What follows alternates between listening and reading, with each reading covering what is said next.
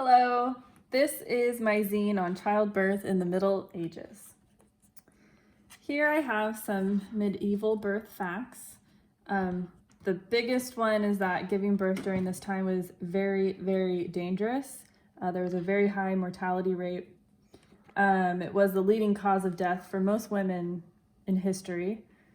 However, most of the births during this time weren't really documented unless it was of nobility.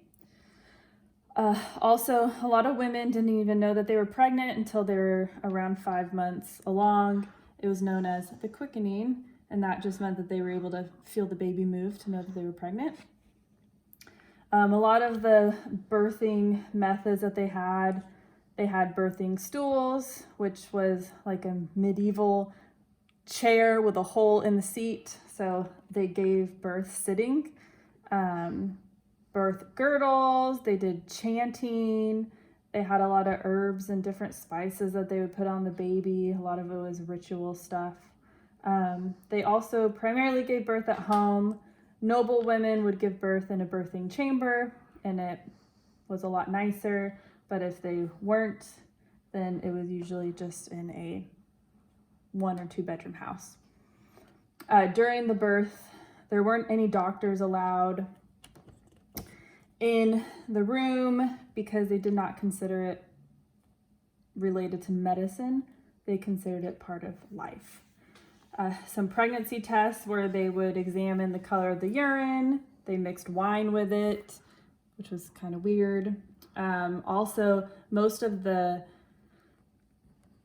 descriptions of these births were by men. However, they weren't even allowed in the room, and most of them had actually taken vows of celibacy.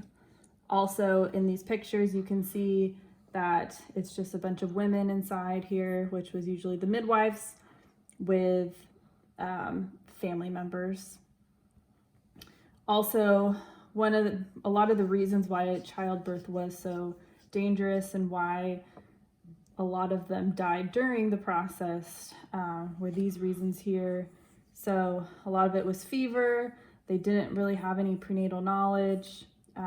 They had a lot of pelvic problems due to their diets, bleeding during the birth, and of course, C-sections, which usually ended in them death.